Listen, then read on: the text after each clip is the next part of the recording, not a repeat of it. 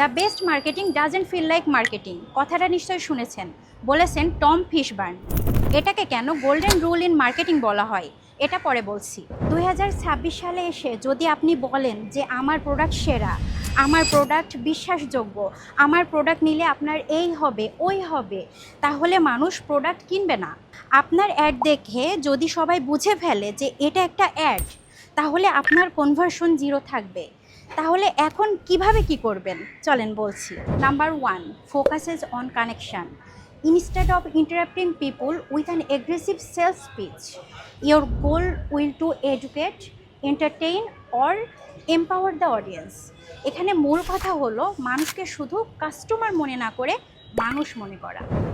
ধরুন আপনি একটি দোকানে গেলেন, দোকানদার সাথে সাথে বলল কি লাগবে, কি নেবেন, আপনার কেমন লাগবে?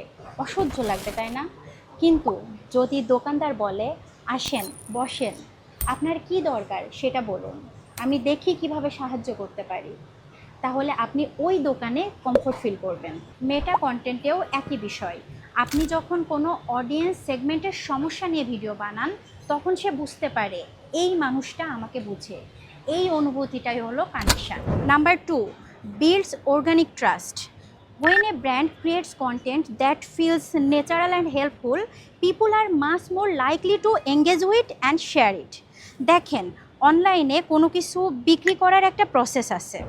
প্রথমে আপনি ভ্যালু দিবেন, সেখান থেকে মানুষ উপকৃত হবে, তারপর তারা আপনাকে মনে রাখবে, তারপর বারবার দেখবে, তারপর বিশ্বাস জন্মাবে, তারপর আপনার প্রোডাক্ট কিনে ফেলবে।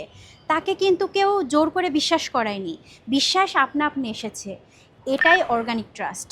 Number 3, value driven. It prioritises a seamless user experience, blending promotional messages naturally into the context of what the consumer is already doing or looking for. এখানে দুইটা জিনিস সবসময় মাথায় রাখবেন, নেটিভ অ্যাডভার্টাইজিং এবং authentic brand story telling. Native মানে content যেন মেটা নেচারের সাথে মিশে যায়, ফেসবুকের স্বাভাবিক পোস্টের মতো দেখায়, বিজ্ঞাপনের মতো নয়।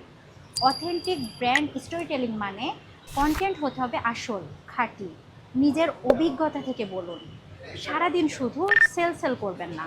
আর এই সব কিছু কানেক্টেড হচ্ছে ওই যে প্রথমে একটা কোড বলেছিলাম ওইটার সাথে। আর এই কারণেই ওইটাকে গোল্ডেন রুল ইন মার্কেটিং বলা হয়।